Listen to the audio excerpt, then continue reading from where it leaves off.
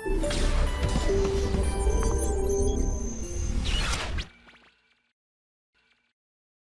बच्चों, और कैसे हैं आप लोग। आज स्टार्ट करते हैं बहुत ही इंपॉर्टेंट चैप्टर, बहुत ही important ionic equilibrium. Ionic equilibrium जिससे हर साल क्वेश्चन आता है, चाहे आप मेंस में ले लो, चाहे एडवांस में ले लो, चाहे नीट में ले लो, हर साल आपको इस चैप्टर से क्वेश्चन आता है। तो इसको स्टार्ट करते हैं, आयनिक इक्विलिब्रियम। देखिए, आयनिक इक्विलिब्रियम में आपको कुछ कुछ बेसिक चीजें पता होनी चाहिए, ठीक है। वो आप अपने नोट से पढ़ सकते हैं। जैसे पहला क्वेश्चन देखिए क्या कह रहा है, which one of the following mixture does not act as buffer solution. समझ में आ रहा है, कौन सा सोल्यूशन बफर सोल्यूशन नहीं होगा। पहले मैं आपको बताता हूं कि यार ये बफर सोल्यूशन क्या होता है। देखो, बफर सोल्यूशन की अगर बात करें तो बफर सोल्यूशन एक ऐसा सोल्यूशन है जिसमें हम स्मॉल अमाउंट में अगर स्ट्रॉन्ग एसिड या स्ट्रॉन्ग बेस मिला दें और सोल्यूशन का पीएच चेंज ना हो, उसे बफर सोल्यूशन कहते हैं। Buffer solution, there are 3 types of buffer solution, acidic buffer, basic buffer and neutral buffer. Acidic buffer क्या होता है? एसिडिक बफर वो सोल्यूशन होता है जो कि बनाया जाता है वीक एसिड और उसके कॉन्जुगेट बेस से। वीक एसिड और उसके कॉन्जुगेट बेस से, लाइक जैसे वीक एसिड लाइक CH3COH और उसका कॉन्जुगेट बेस जो होगा वो ये होगा, ये हो जाएगा बेटा एसिडिक बफर। चेक कर लेना ना, एसिडिक बफर। अच्छा, एक बात और समझिए, कुछ लोगों को ये कंफ्यूजन होता है कि एसिडिक बफर का पीएच, क्योंकि एसिडिक बफर है तो उसका पीएच 7 से कम होगा। मैं आपको बेटा बता दूं कि ऐसी कोई कंडीशन नहीं है। एसिडिक बफर का पीएच 7 से कम भी हो सकता है, 7 से ज्यादा भी हो सकता है, 7 के बराबर भी हो सकता है। यह डिपेंड करता है कि जो एसिड है उसका Ka कितना है। इसलिए कुछ भी रटने की ऐसी जरूरत नहीं है कि एसिडिक बफर का पीएच 7 से कम ही होगा, ये गलत है। ओके, फिर आता है बेसिक बफर। बेसिक बफर क्या होता है? It is a solution of weak base, it is a solution of weak base and it's conjugate acid. यानी कि जैसे आप देखिए NH4OH, NH4Cl, चेक करो, ये हो गया आपका वीक बेस, ये हो गया उसका कॉन्जुगेट एसिड, तो ये हो गया आपका, ध्यान से, बेसिक बफर। क्लियर? अब आता है neutral buffer. Neutral buffer is a salt of weak acid weak base, like CH3CONH4। तो देखो ये हो गया एसिटिक एसिड और ये अमोनियम हाइड्रोक्साइड का सॉल्ट है। तो समझ में आ रहा है कि इसको हम लोग बोलते हैं बेटा न्यूट्रल बफर। ध्यान से, किसी भी बफर का पीएच 7 से कम हो, 7 से ज्यादा हो, 7 के बराबर हो, कुछ भी हो सकता है, कोई ऐसी कंडीशन नहीं है कि होना ही चाहिए। तो अब क्वेश्चन है कि कौन सा सोल्यूशन बफर सोल्यूशन की तरह वर्क करेगा। पहला, boric acid and borax. Boric acid H3, boric acid क्या होता है बोलो? H3BO3, boric acid. बोरेक्स क्या होता है? Na2B4O7।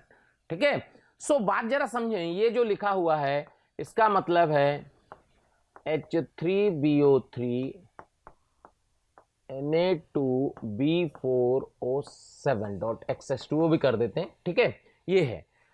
तो अब आपको समझना है कि ये बफर होगा कि नहीं होगा। देखो, ये होता है, क्या है भाई? ये है वीक एसिड और ये उसका कॉन्जुगेट बेस है, तो ये बफर हो सकता है। आगे देखते हैं, ठीक है, हो सकता है क्या, होगा ही। Sodium phosphate and disodium hydrogen phosphate, समझिएगा बेटा, कॉन्जुगेट होना चाहिए। सोडियम फॉस्फेट, ये जो बी पार्ट आप देख रहे हो, ये सोडियम फॉस्फेट का मतलब हुआ Na3PO4, sodium phosphate. Die sodium hydrogen phosphate, die sodium hydrogen phosphate, ये देखिए, चेक करो। क्लियर? तो आपको क्या पूछा था? डज नॉट, कौन सा बफर की तरह वर्क नहीं करेगा। तो क्या ये भी बफर की तरह वर्क करेगा? क्योंकि देखो, ये हुआ कॉन्जुगेट, ये हुआ आपका बेस मान लो, और उसका कॉन्जुगेट एसिड। कॉन्जुगेट ही होना चाहिए, ध्यान रखना। जैसे सपोज आपसे कहा जाए HCl NaCl, बफर होगा कि नहीं होगा? तो नहीं होगा, because HCl is a strong acid. ठीक है। अच्छा, अगर आपसे कहा जाए कि मान लीजिए कि Na3PO4 और Na2HPO4। अपन क्या कर रहे थे कि सपोज जैसे Na3PO4 है, समझिएगा बेटा, Na3PO4 है और Na2HPO4 की अगर बात करें ध्यान से, अगर हम यहां बात करें कि Na3 और ध्यान से Na3PO4 और Na2HPO4 चेक करो। अगर अपन ये बात करें, क्लियर करना बेटा, गड़बड़ मत करना, दिक्कत हो सकती है। देखो सीधा सा लॉजिक क्या होता है कि जो, ध्यान सुनिएगा, जो वीक एसिड है उसी का कॉन्जुगेट बेस होना चाहिए। अगर यहां बात करें Na3PO4 Na2HPO4 चेक करो, तो यहां क्या हुआ है, क्या एक NaH से रिप्लेस हुआ है, चेक करो, तो यानी इसका जस्ट कॉन्जुगेट बना है, चेक करो, ये सही है, बफर है, ये भी बफर है। लेकिन अगर अपन ध्यान से, अगर अपन यहां पे ये हटा के, ध्यान सुनना बेटा, अगर अपन यहां से ये हटा के और यहां पे अगर अपन NaH2 कर देते तो फिर ये बफर नहीं होता। चेक करो, चेक करो, क्यों? क्योंकि Na3 NaH2 यानी दो NaH से रिप्लेस हो गए, तो ये कॉन्जुगेट थोड़ी ना हुआ। एक Na को ही एक S से आप रिप्लेस कर सकते हो, तभी तो उसका कॉन्जुगेट होगा। तो ध्यान से, ये भी बफर हो गया बी वाला। सी वाला पार्ट अगर आप देखोगे, sodium propionate and propionic acid, ये तो होता ही है भाई, प्रोपियोनिक एसिड और सोडियम प्रोपियोनेट, उसका कॉन्जुगेट ही होगा, ये हो गया। अगला है sodium acetate and sodium propionate, ये तो मतलब ही नहीं बेटा, ये तो एसीटेट है, ये प्रोपियोनेट है, तो ये खत्म हो गया। यानी ये समझ में आ रहा है कि आंसर विल बी डी। क्या भाई बात समझ में आ रही है? तो बफर सॉल्यूशन क्लियर होना चाहिए कि कैसे बफर होता है। अच्छा एक बात सुनो, एक तो ये बफर सॉल्यूशन आ गया, कौन सा बफर नहीं होगा। कभी कभी क्वेश्चन आता है कि 4 ऑप्शन दिए होते हैं, आईटी में क्वेश्चन आ चुका है कि 4 ऑप्शन दिए होते हैं और बोलता है कि कौन सा बफर बनाएगा। तो अगर हम लोग बात करें बेटा फॉर्मेशन ऑफ बफर की, formation of buffer, formation of buffer की अगर हम बात करें तो देखिए आपको बता दूं, जैसे मान लीजिए CH3COH है और इसमें आपने NaOH मिला दिया, तो यहां पे मिलेगा CH3CONa प्लस वाटर। देखिए ये बफर कब होगा, समझो, अगर ये जो स्ट्रॉन्ग वाला पार्ट है ये क्या होना चाहिए, LR, लिमिटिंग रिएजेंट। अगर ये लिमिटिंग रिएजेंट हुआ, समझिएगा, अगर ये लिमिटिंग रिएजेंट हुआ तो बेटा ये खत्म हो जाएगा। क्या सॉल्यूशन में अपने को ये बचा होगा और क्या ये सॉल्यूशन में बन के आया होगा, तो क्या ये सॉल्यूशन बन गया week acid and it's conjugate base, ये हो गया बफर। क्लियर है?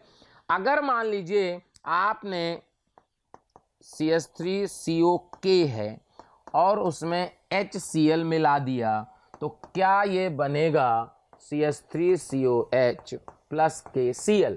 चेक करना बेटा, तो यहां पे जो स्ट्रॉन्ग वाला है, स्ट्रॉन्ग एसिड है, ये है, अगर ये लिमिटिंग रिएजेंट हो जाए, लिमिटिंग रिएजेंट का मतलब ये खत्म हो जाए, तो अगर ये खत्म हो गया तो क्या ये सॉल्यूशन में बच गया और ये सॉल्यूशन में बन के आ गया, तो क्या ये उसका कॉन्जुगेट बेस हुआ, ये वीक एसिड हुआ, क्या ये सॉल्यूशन हो गया week acid and it's conjugate base का, तो ये हो गया बफर। क्या कहानी समझ में आ रही? तो कभी भी अगर इस तरह एसिड बेस रिएक्शन हो, बफर कब होगा, जब उसमें जो स्ट्रॉन्ग वाला पार्ट है, स्ट्रॉन्ग एसिड हो या स्ट्रॉन्ग बेस हो, जब वो लिमिटिंग रिएजेंट की तरह वर्क करेगा, यानी वो खत्म हो जाएगा, तो सॉल्यूशन बफर सॉल्यूशन बन जाएगा।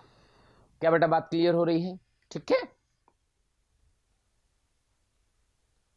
अगला क्वेश्चन देखिए। नेक्स्ट क्वेश्चन क्या कह रहा है, कह रहा pH of two solutions are 5 and 3 respectively.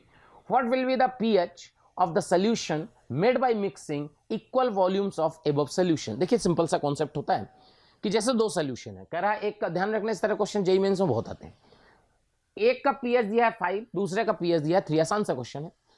ऐसे सोचो कि दो सोल्यूशन आपने मिला दिए, दो सोल्यूशन मिलाओगे तो H प्लस तो दोनों के सम के बराबर होगा। तो यानी ऐसे सोचो कि अपन कहें कि H प्लस का जो कंसंट्रेशन है, यानी H प्लस के जो मोल्स हैं, ऐसे समझो H प्लस के जो मोल्स हैं वो क्या रहेंगे, बिफोर मतलब मिक्सिंग और आफ्टर मिक्सिंग बराबर रहेंगे। तो देखो pH का वैल्यू अगर 5 दिया है तो इसका देखो, इसका अगर वॉल्यूम V मान लें तो अपन ये कहें कि millimoles of H plus before mixing, समझिएगा, equal to millimoles of H plus after mixing.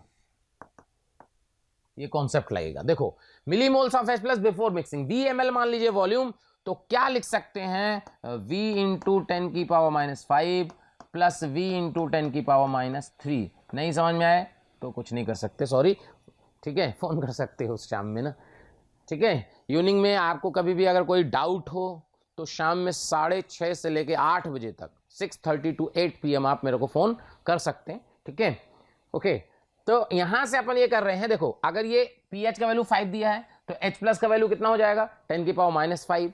यहां pH का वैल्यू 3 दिया है, H प्लस कितना हो जाएगा, 10 की पावर -3। वॉल्यूम इंटू मोलारिटी क्या होता है, मिलीमोल्स, तो volume into molarity millimoles, okay. This is equal to, volume हो गया 2V, चेक करो, वॉल्यूम क्या हो गया 2V। अच्छा, मोलारिटी मान लीजिए H प्लस की M है।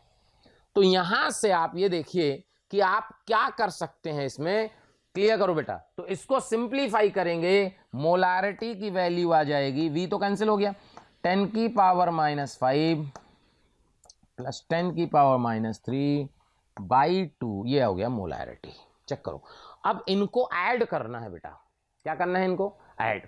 तो आप इसको कैसे ऐड कर सकते हैं, देखिए, तो यहां से आप क्या लिख सकते हैं, यहां से आप लिख सकते हैं 10 की पावर -5 प्लस 100 इंटू 10 की पावर -5। चेक करो लिख सकते हो कि नहीं, 10 की पावर -3 को लिख दीजिए 100 इंटू 10 की पावर -5 बाई 2।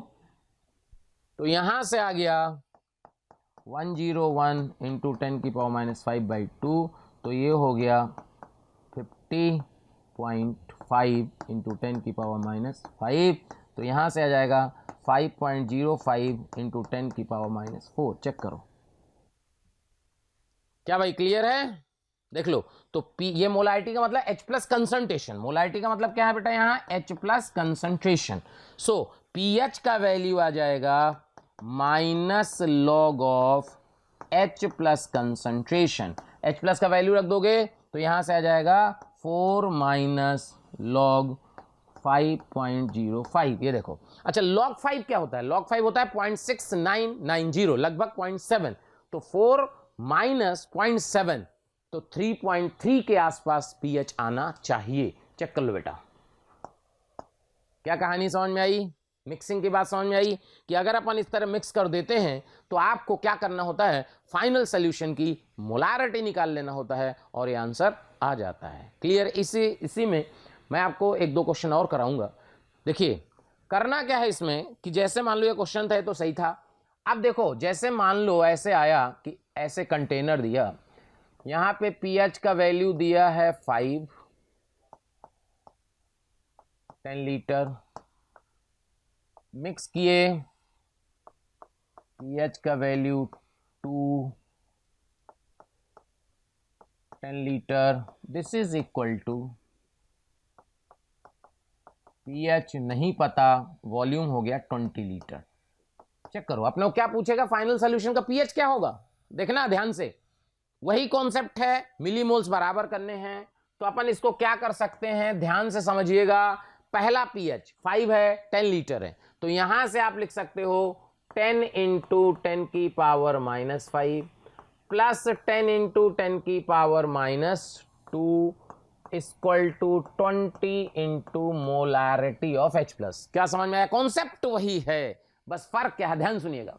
देखिए एक ये वैल्यू है, एक ये वैल्यू है, ये है 10 इंटू 10 की पावर -2, ये है 10 इंटू 10 की पावर -5। चेक करो, अपन इसको ऐसे भी कर सकते हैं कि लगभग, अगर आपको आंसर लगभग में निकालना है तो क्या इसके रेस्पेक्ट में ये निगलेक्ट कर सकते हैं। देखो चेक करो, कभी भी मतलब 1000 का फैक्टर से अगर हो तो आप उसको निगलेक्ट कर सकते हैं। तो इसको निगलेक्ट अगर कर दें तो m का वैल्यू आ जाएगा 10 इंटू 10 की पावर -2, लगभग आंसर आएगा भाई, एग्जैक्ट नहीं है दिस। चेक करो, तो यहां से 5 इंटू 10 की पावर -3 तो pH का वैल्यू आ जाएगा 3 माइनस log 5।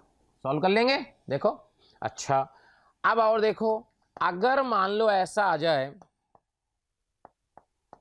pH का वैल्यू आप लिख दो 5, 10 लीटर, pH का वैल्यू आप लिख दो 9, 10 लीटर।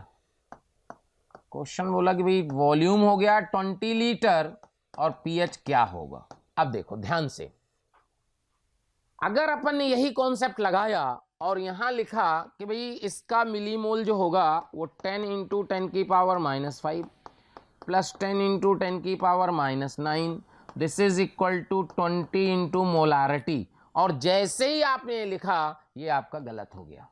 बोले क्यों, ऊपर तो सही था, इसमें क्या दिक्कत आई? दिक्कत ये आई कि यहाँ pH का वैल्यू 5 है, pH का वैल्यू 5 है मतलब ये एसिडिक सोल्यूशन है, यहाँ pH का वैल्यू 9 है यानी ये बेसिक सोल्यूशन है। एसिड बेस के मिलीमोल्स आप ऐसे ऐड नहीं कर सकते, ये है बेसिक सोल्यूशन, ध्यान से, बेसिक सोल्यूशन, और ये है आपका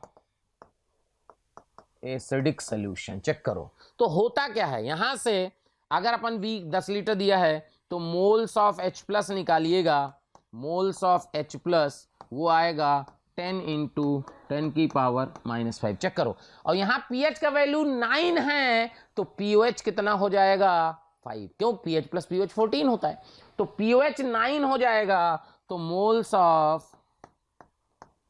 ऑफ OH माइनस जो आएगा, क्योंकि pOH 9 हो गया तो OH माइनस 10 की पावर -5 हो गया भाई, pH 9 है, pOH 5 हो गया, तो pOH 5 हो गया तो OH माइनस 10 की पावर -5 हो गया, तो OH माइनस के मोल्स आए दिस।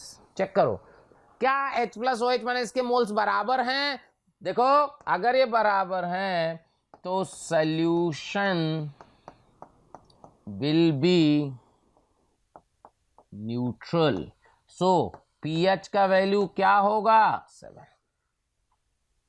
क्या भाई बात समझ में आई? तो कभी भी अगर इस तरह एक सोल्यूशन एसिडिक हो एक बेसिक हो तो क्या करना है? H+ के मोल्स अलग निकालने हैं, OH माइनस के मोल्स अलग निकालने हैं, और अगर ये बराबर आ गए तो ठीक, नहीं तो जिसके ज्यादा होते उसको माइनस करते उससे कम वाले से, और फिर नेट देखते कि सोल्यूशन एसिडिक होगा कि सोल्यूशन बेसिक होगा। क्लियर है बेटा? हेलो बच्चों, कैसे हैं आप लोग? बेटा जैसा कि आपको पता है कि motion education private limited crash course free में चला रहा है, हजारों बच्चे उस क्रैश कोर्स को देखकर लाभान्वित हो रहे हैं। तो बेटा मैं आपको दिल से थैंक यू बोलना चाहूंगा आपका इतना प्यार और स्नेह देने के लिए। जैसा कि मैंने आपको पहले वीडियो में बताया था कि इस क्रैश कोर्स के साथ हम 2 पार्ट टेस्ट और 3 फुल टेस्ट फ्री में प्रोवाइड कराएंगे। अच्छा, ये सब सारे टेस्ट आप ऑनलाइन देंगे। अगर आप इन टेस्ट का रिजल्ट चाहते हैं, टेस्ट की परफॉर्मेंस चाहते हैं, तो नीचे दिए गए लिंक पे क्लिक करें और अपना रजिस्ट्रेशन सुनिश्चित कराएं। अगला देखिए, अगला क्वेश्चन क्या है? कह रहा which of the following would increase the solubility of lead hydroxide. देखो इंक्रीज करना है सॉल्युबिलिटी लेड हाइड्रोक्साइड की, तो पहले आपको मैं बेसिक कॉन्सेप्ट बताऊंगा कि सॉल्युबिलिटी कैसे इंक्रीज कर सकते हैं। तो देखो lead hydroxide PbOH whole twice, जब ये आप सोल्यूशन वाटर में जाएगा ये तो ये ऐसे ब्रेक करेगा बेटा, Pb+2 प्लस 2OH माइनस में।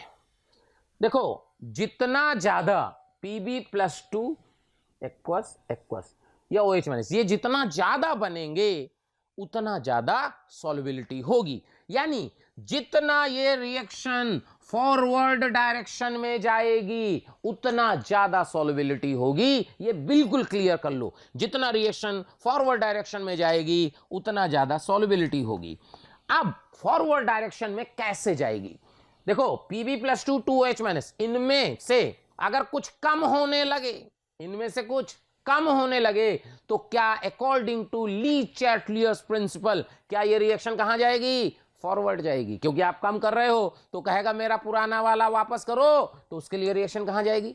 फॉरवर्ड। यानी और अगर इनमें से कुछ बढ़ने लगा, अगर इनमें से कुछ बढ़ने लगा तो क्या रिएक्शन बैकवर्ड जाएगी, बैकवर्ड जाने का मतलब सॉल्युबिलिटी कम हो गई।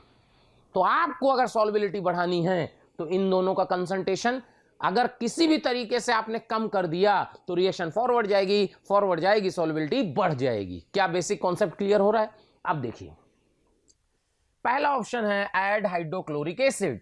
हाइड्रोक्लोरिक एसिड का मतलब H+ ऐड करो। जब आप H+ ऐड करोगे और HCl का मतलब हाइड्रोक्लोरिक का मतलब HCl, तो H+ ऐड करोगे, Cl- ऐड करोगे तो H+ इस OH- से कंबाइन करेगा और वाटर बनाएगा, जिससे OH- घटने लगेगा। पहली बात, रिएक्शन गई फॉरवर्ड। Cl- Pb+2 से कंबाइन करके PbCl2 का PPT बनाने लगेगा। क्या इससे भी Pb+2 घटने लगा? क्या ए ऑप्शन में रिएक्शन फॉरवर्ड जाएगी? तो ए ऑप्शन सही हो रहा है, चेक करो बेटा। B option, add a solution of lead nitrate. जब आप लेड नाइट्रेट ऐड करोगे, खुद ही सोचो, समझ में आना चाहिए, लेड नाइट्रेट ऐड करोगे, क्या सॉल्यूशन में Pb+2 का कंसंट्रेशन आपने बढ़ा दिया। और अगर Pb+2 का कंसंट्रेशन आपने बढ़ा दिया तो बताओ रिएक्शन बैकवर्ड जाएगी कि फॉरवर्ड जाएगी? क्या बोलो? तो बैकवर्ड जाएगी, यानी इसमें सॉल्युबिलिटी घट जाएगी। इसमें सॉल्युबिलिटी क्या होगी? घट जाएगी। इसका मतलब ये आंसर सही है, ये गलत है। चेक करो, ये add a solution of NaOH। Check करो, बेसिक कॉन्सेप्ट एकदम समझ में आए। अगर NaOH को मिलाए तो क्या सॉल्यूशन में OH- तुमने और बढ़ा दिया। अच्छा, ये बढ़ाया तो रिएक्शन बैकवर्ड गई, मतलब सॉल्युबिलिटी घट गई। कहानी क्लियर हो रही है ना? देखना, करा है नन ऑफ द, तो बेकारी हो गया। ठीक है भाई, तो आंसर क्या हो गया? ए। पहले बताओ, एकदम समझ में आना चाहिए। अगर समझ में आ रहा है ना तो कमेंट जरूर करना। आपका एक कमेंट टीचर को मोटिवेट करता है अच्छी चीज बताने के लिए, इसलिए आप, अगर आपको बढ़िया लग रहा है तो आप कमेंट जरूर करें। अगला क्वेश्चन देखिए, correct 30 degree centigrade the solubility of Ag2CO3 silver carbonate KSP दिया है, विल बी मैक्सिमम। क्या सेम क्वेश्चन है? खुद करके देखो और बताओ कि आप आंसर निकाल पाए कि नहीं निकाल पाए। देखिएगा, देखिए कह रहा है Ag2CO3 की सॉल्युबिलिटी मैक्सिमम किस में होगी। तो Ag2CO3 सॉलिड है। मैं आपको बेटा बता दूं, इस तरह का क्वेश्चन एग्जाम में बहुत आता है। 2Ag प्लस कार्बोनेट आयन, ये सॉलिड है, ये एक्वस है, ये एक्वस है। चेक करो, KSP दिया है, मैक्सिमम पूछा है। फिर आपको बताऊंगा कि अगर ये सॉल्यूशन में बढ़ने लगा तो सॉल्युबिलिटी, क्योंकि अगर ये दोनों में से कोई एक या दोनों बढ़ने लगे तो रिएक्शन का डायरेक्शन क्या हो जाएगा? बैकवर्ड। और रिएक्शन का डायरेक्शन जैसे ही बैकवर्ड होगा इनकी सॉल्युबिलिटी घटने लगे, क्योंकि रिएक्शन बैकवर्ड जैसे ही होगा सॉल्युबिलिटी घट गई। चेक करो, क्लियर करो बेटा। अच्छा, एक बात और सुनो, अगर इनमें से कुछ घटने लगा, मान लो ये आपने घटा दिया, घटाओगे तो रिएक्शन इक्विलिब्रियम में जाने के लिए कहां जाएगी? फॉरवर्ड जाएगी, इसका मतलब सॉल्युबिलिटी बढ़ गई। क्लियर? अब देखो, कह रहा है Na2CO3 मिला दो। अगर आपने Na2CO3 मिलाया तो क्या यहां कार्बोनेट आयन बढ़ गया? कार्बोनेट आयन बढ़ने से ये रिएक्शन कहां गई? बैकवर्ड गई, तो सॉल्युबिलिटी घट गई। अब कुछ लोगों को लग रहा होगा यार कार्बोनेट तो बढ़ गया, कार्बोनेट बढ़ गया तो सॉल्युबिलिटी क्यों घट गई? लॉजिक है, कार्बोनेट तो बढ़ रहा है ना, तो सॉल्युबिलिटी बढ़नी चाहिए। नहीं, होता क्या है कि आपने कार्बोनेट तो बेटा बाहर से मिला के बढ़ाया है। यहां जब आपने बाहर से मिलाया है ना, तो कार्बोनेट का कंसंट्रेशन सॉल्युबिलिटी नहीं बताएगा। देखो, सॉल्युबिलिटी क्या होता है? सॉल्युबिलिटी होता है कि इससे कितना मिल रहा है। तो इससे थोड़ी ना कार्बोनेट, सारा का सारा कार्बोनेट इससे थोड़ी ना मिल रहा है। कार्बोनेट तो आप बाहर से मिला रहे हो, तो Ag+ मिल रहा है सारा का सारा इससे। तो यहां पर Ag+ का जो कंसंट्रेशन होगा वो इसकी सॉल्युबिलिटी को बताएगा। और जब आपने कार्बोनेट मिलाया तो रिएक्शन बैकवर्ड गई तो ये भी कुछ घटा, लेकिन Ag+ तो ज्यादा घट गया ना भाई, कि Ag+ में तो मिलाए नहीं थे। तो नेट Ag+ जो पहले आ रहा था और जो अब आ रहा है, क्या अब आने वाला Ag+ कम है, इसलिए सॉल्युबिलिटी घट गई। क्लियर? दूसरा करा AgNO3 मिलाओगे तो ये Ag+ बढ़ गया, ये भी गई बैकवर्ड। प्योर वाटर में जैसी होती है वैसे ही होगी, प्योर वाटर में तो सामने है।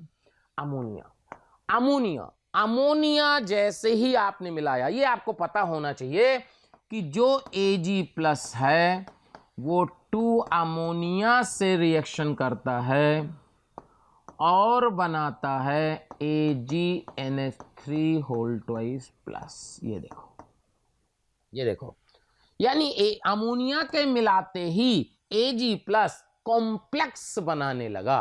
Ag+ क्या बनाने लगा बेटा? कॉम्प्लेक्स। और कॉम्प्लेक्स का जो इक्विलिब्रियम होता है, ये आपको बता दूं कि इक्विलिब्रियम का वैल्यू लगभग 10⁸ होता है। यानी कि इक्विलिब्रियम बहुत ज्यादा है, बहुत ज्यादा है, मतलब ये रिएक्शन ऑलमोस्ट फॉरवर्ड चली गई। तो क्या Ag+ यहां से बहुत घट गया, बहुत घट गया, तो सारी रिएक्शन कहां चली जाएगी? फॉरवर्ड, जैसे सॉल्युबिलिटी बहुत बढ़ जाएगी। तो आंसर मैक्सिमम सॉल्युबिलिटी किस में होगी? अमोनिया में। ध्यान रखिएगा, अगर कभी भी कोई कॉम्प्लेक्स फॉर्मेशन हो रहा हो तो फिर सॉल्युबिलिटी बढ़ जाती है, नोट कर लीजिए। अगला नेक्स्ट क्वेश्चन देखिए, करा विच of the following expression shows the saturated solution of PbSO4। देखिए सैचुरेटेड सॉल्यूशन क्या होता है? देखिए सैचुरेटेड सॉल्यूशन, देखिए सैचुरेटेड सॉल्यूशन बेटा उस सॉल्यूशन को कहते हैं जिसमें अगर हम स्मॉल अमाउंट में, समझो सैचुरेटेड सॉल्यूशन क्या है, अगर उसमें हम थोड़ा सा, एक सॉल्यूशन है सैचुरेटेड सॉल्यूशन, द सॉल्यूशन, समझो the solution in which solubility remains constant during the addition of more solute. Check करो, अगर सॉल्यूट के मिलाने से, बात जरा समझो, अगर सॉल्यूट के मिलाने से सॉल्युबिलिटी चेंज नहीं हो रही है उसे हम सैचुरेटेड सॉल्यूशन कहते हैं। अच्छा अभी हुआ, फिर अनसैचुरेटेड क्या होता है? अनसैचुरेटेड वो सॉल्यूशन होता है जिसमें अगर अपन सॉल्यूट मिला दें और सॉल्युबिलिटी बढ़ जाए। सुपर सैचुरेटेड क्या होता है? सुपर सैचुरेटेड सॉल्यूशन उस सॉल्यूशन को कहते हैं जिसमें हम सॉल्यूट मिलाएं और पीपीटी का फॉर्मेशन होने लगे, यानी रिएक्शन बैकवर्ड चली जाए, उसे हम सुपर सैचुरेटेड सॉल्यूशन कहते हैं। तो बात जरा समझो, सैचुरेटेड सॉल्यूशन का मतलब है एक प्रकार से इक्विलिब्रियम का आना। सैचुरेटेड सॉल्यूशन का मतलब क्या है? इक्विलिब्रियम का आना। अगर कोई सिस्टम इक्विलिब्रियम में है उसे हम सैचुरेटेड सॉल्यूशन कहते हैं। अच्छा, फॉर सैचुरेटेड सॉल्यूशन समझिएगा, फॉर सैचुरेटेड सॉल्यूशन जो QSP होता है वो बराबर होता है KSP के। देखो QSP किसके बराबर होता है? KSP के। अगर QSP का वैल्यू KSP के बराबर होगा तो उस सॉल्यूशन को हम सैचुरेटेड सॉल्यूशन कहेंगे। अच्छा QSP कैसे निकालते हैं? बेटा जैसे KSP निकालते हैं बिल्कुल वैसे ही QSP निकालते हैं, बस फर्क इतना होता है कि QSP आप किसी भी टाइम पर निकाल सकते हैं और KSP वो इक्विलिब्रियम पे निकालते हैं। जैसे QC KP QC KC पढ़े थे बेटा इक्विलिब्रियम में, वैसे ही। तो देखो यहां पे क्या है, KSP ऑफ PbSO4 दिस, देखो क्लियर करो, KSP of PbSO4 Pb+2 sulphate ion से ज्यादा, ये जो लिखा हुआ है ना ये बेसिकली QSP है, चेक करो, ठीक है? बात समझ में आ रही है? यहां पे देखो ये थोड़ा सा कंफ्यूजन हो सकता है, ये नहीं हो सकता, प्लस माइनस नहीं चार्ज होता है। तो यानी अगर KSP ऑफ PbSO4 Pb+2 और सल्फेट आयन के कंसंट्रेशन के बराबर है, यानी ये ऐसा है, तो ये क्या है? ये इतनी वैल्यू जो आप देख रहे हो ये QSP है, और QSP का वैल्यू अगर KSP के बराबर है उसे हम सैचुरेटेड सॉल्यूशन कहते हैं। ध्यान रखना, एक्चुअली में इस क्वेश्चन को देने के पीछे लॉजिक है कि बहुत आसान क्वेश्चन कभी कभी जेईई मेन में आ जाता है और थोड़ी सी गलती से वो गलत हो जाता है, इसलिए ध्यान रखिएगा। सैचुरेटेड सॉल्यूशन ही आ गया। अच्छा अगर यही होता कि अनसैचुरेटेड सॉल्यूशन की क्या कंडीशन होती, तो अनसैचुरेटेड सॉल्यूशन क्या होता है? जिसमें सॉल्यूट के मिलाने से सॉल्युबिलिटी बढ़ती है। तो यानी अगर QSP की वैल्यू लेस देन KSP है तो ये अनसैचुरेटेड सॉल्यूशन होता है। अच्छा अगर हम बात करें कि सुपर सैचुरेटेड क्या होता है, तो QSP की वैल्यू जब ग्रेटर देन KSP होती है तो सुपर सैचुरेटेड सॉल्यूशन होता है। देख लो, क्लियर है बेटा? तो सुपर सैचुरेटेड, अनसैचुरेटेड, सैचुरेटेड, ये कहानी क्लियर होनी चाहिए। अगला देखिए नेक्स्ट क्वेश्चन, करा pKb of fluoride ion, fluoride ion मतलब F-, pKb of fluoride ion is this, the ionization constant of hydrochloric acid in water at this temperature. देखो बात समझो, फ्लोराइड आयन का pKb का मतलब क्या है, F माइनस, जब वाटर से रिएक्शन किया तो यहां से बनता है बेटा HF प्लस OH माइनस। देखो क्लियर। अब ध्यान सुनो, होता क्या है कि इसका इक्विलिब्रियम कांस्टेंट होता है KW बाई KA, ये वाला इसका KA, क्लियर। और यही KB है, बेसिकली इसी को KB लिख रहा है, और pKb आपको दिया है, चेक करो। तो क्या होता है, for conjugate acid base pair, समझो, for conjugate acid base pair pKa plus pKb का वैल्यू होता है pKw। ध्यान रखिएगा, pKa, ध्यान से, pKa plus pKb equal to क्या होता है बेटा, pKw। ठीक है, तो pKb का मतलब इसका, और pKa का मतलब, ध्यान से, जैसे HF वाटर से रिएक्शन करेगा तो यहां से आएगा H3O प्लस F माइनस, ये देखो, और इसका इक्विलिब्रियम कांस्टेंट है Ka, वही उसी को हम pK लिख देंगे माइनस लॉग ऑफ K करके। तो यहां देखो फ्लोराइड आयन का pKb दिया है 10 पॉइंट, और इसकी वैल्यू कितना है 14, पता ही है। तो यहां से बेटा pKa का वैल्यू आ जाएगा 14 माइनस 10.83, चेक करो, क्लियर। तो यहां से देख, चेक कर लो, माइनस कर लो, क्लियर, ये देखो, चेक कर लो बेटा। ओके, तो pKa का वैल्यू आ गया। अब pK नहीं पूछा आपसे, Ka पूछा है। क्या पूछा है, K। अब मान लो कभी बाई चांस कभी pK आ जाए और Ka निकालना पड़े, या कभी pH आ जाए, pH दिया हो, H प्लस निकालना हो, तो क्या तरीका है समझिएगा। देखिए आपके पास pKa का वैल्यू दिया है 3.17। देखो Ka निकालने का मतलब होता है बेटा एंटी लॉग लेना। अब एंटी लॉग लेना तो आता नहीं है, लॉग टेबल होनी चाहिए उसके लिए, तो कुछ तरीके हैं।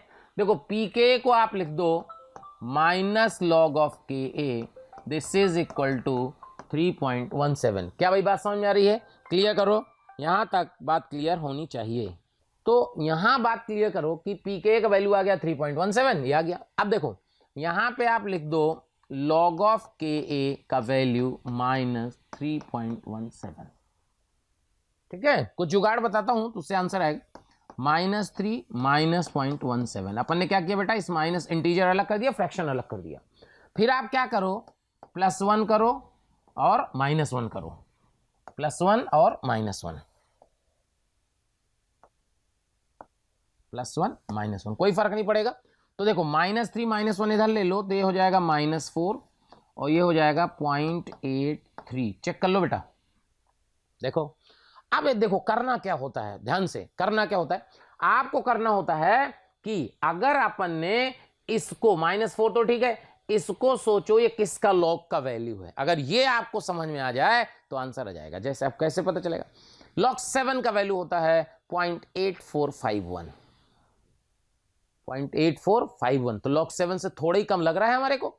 तो क्या हम इसको ऐसे लिख दें, ध्यान से देखना, log 6.98 भी हो सकता है, वो ऑप्शन से देख लेंगे। इसका वैल्यू ये हो गया, और इसको लिख सकते हैं 10 की पावर -4। देखो आप इसको सॉल्व करोगे तो यही आ जाएगा, और ये है आपका log Ka। तो Ka का वैल्यू लगभग 6.9 इंटू 10 की पावर -4, एग्जैक्ट वैल्यू नहीं है, मतलब लगभग, क्योंकि इससे क्या होगा ना, ऑप्शन आप टिक कर पाओगे। ठीक है, अब देखो ऑप्शन इसके आसपास दिए होने चाहिए, देखो तो आपको कौन सा लग गया, देखो ये क्या था 6.9 निकाले ना, तो इसके आसपास का आंसर कौन सा हुआ, ये हो गया, ये देखो, क्लियर। मतलब लगभग वैल्यू, एग्जैक्टली नहीं बता सकते। एग्जैक्टली बताने के लिए तो आपको क्या चाहिए भाई, आपको एग्जैक्ट बताने के लिए तो लॉग टेबल चाहिए, वो तो है नहीं अपने पास। तो हमने लमसम वैल्यू निकाली, क्या लमसम वैल्यू ऐसे होनी चाहिए, तो आंसर मैच करा लिए। क्या भाई समझ में आ रहा है, बात क्लियर, कंफ्यूजन नहीं होना चाहिए, लगभग वैल्यू निकाल सकते हैं हम। क्योंकि और ऑप्शन देखो, और ऑप्शन तो बहुत दूर दूर है, यही ऑप्शन पास में लग रहा है, तो ये आंसर हो गया। क्लियर? चलिए बेटा मैं आपको बता दूं, कोटा में ऑफलाइन क्लासेस स्टार्ट हो चुकी हैं। सो हम लोग एडवांस के लिए एक बैच ला रहे हैं जो स्टार्ट हो रहा है 27 जनवरी 2021 से। ये लास्ट तक, जब तक एडवांस नहीं होता तब तक बैच चलेगा। इसमें मे अटेम्प्ट के लिए अपन जेईई मेंस की प्रिपरेशन भी कर सकते हैं और एडवांस की प्रिपरेशन कर सकते हैं।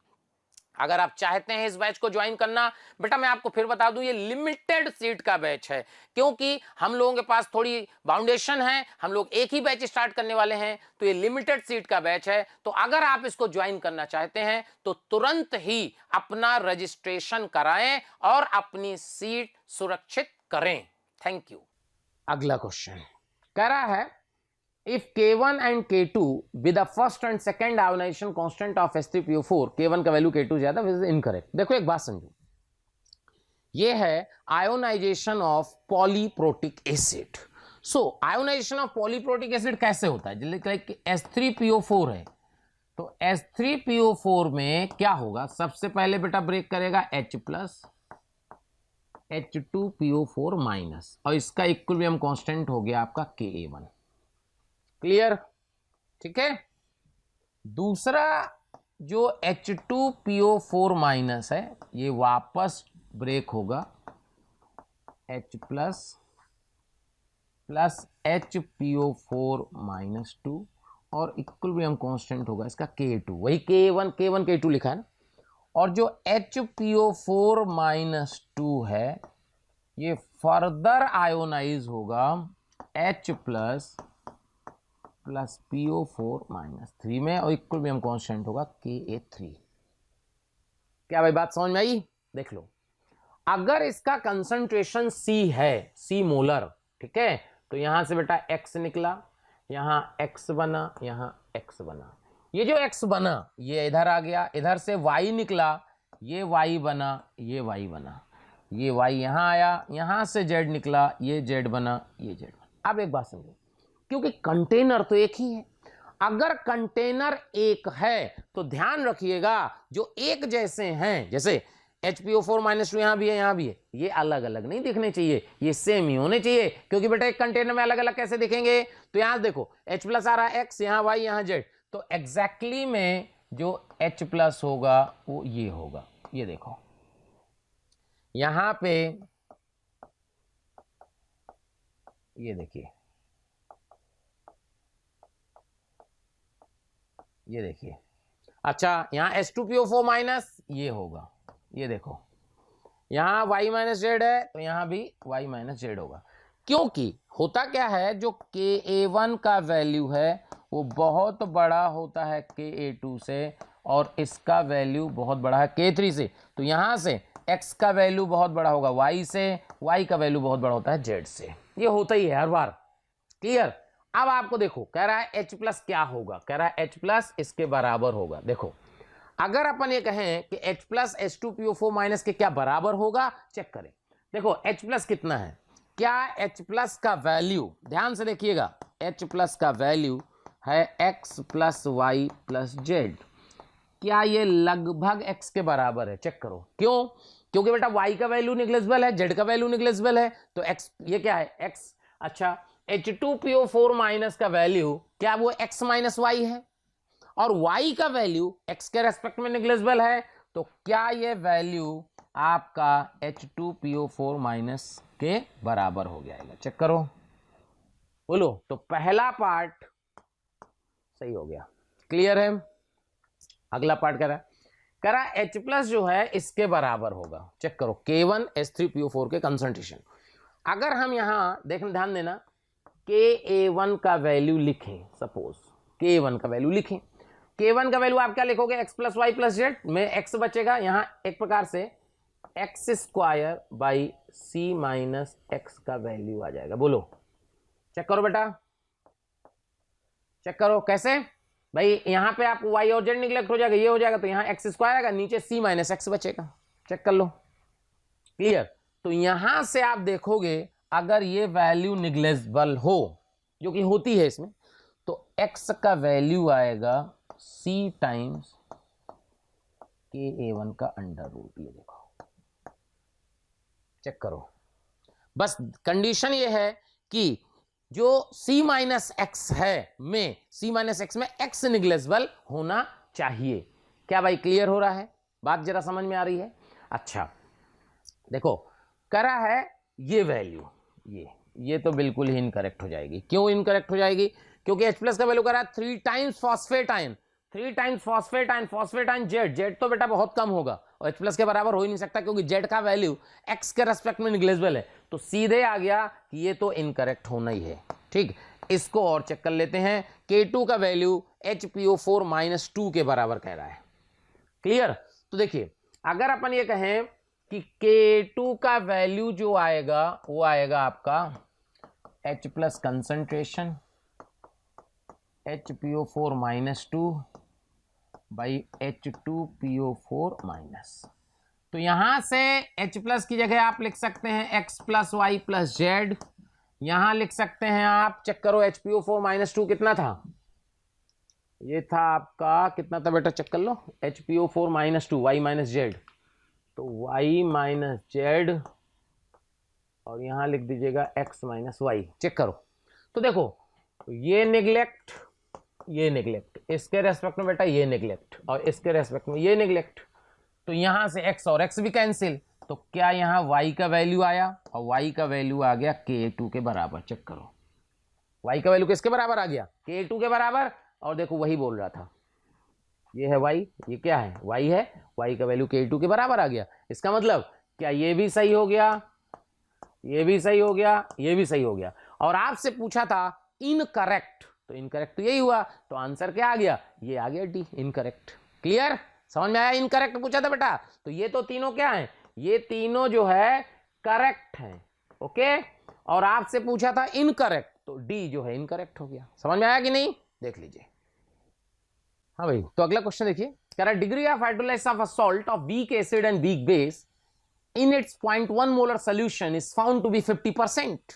यानी ये केस है वीक एसिड वीक बेस का हाइड्रोलाइसिस। तो आप एग्जांपल समझ सकते हैं बेटा कि CH3CONH4, क्या ये वीक एसिड वीक बेस का सॉल्ट है?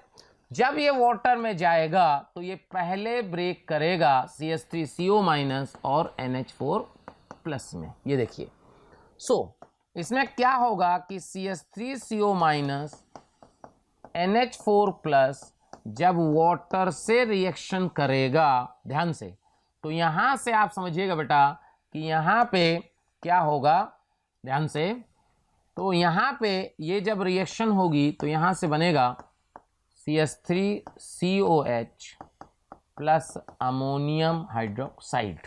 ये देखिए, और इसका इक्विलिब्रियम कांस्टेंट होता है KW बाई KA/KB। चेक करो। अगर इसका C कंसंट्रेशन है और डिग्री ऑफ हाइड्रोलाइसिस H कर दें तो आप ऐसे लिखिएगा, यहां देखिएगा तो CH आएगा। चेक करो, तो यहां से KW बाई KA/KB का वैल्यू आएगा CH का square, this divide by C 1 minus H का स्क्वायर। तो यहां से आप देखिएगा कि आएगा H बाई 1 माइनस H का स्क्वायर।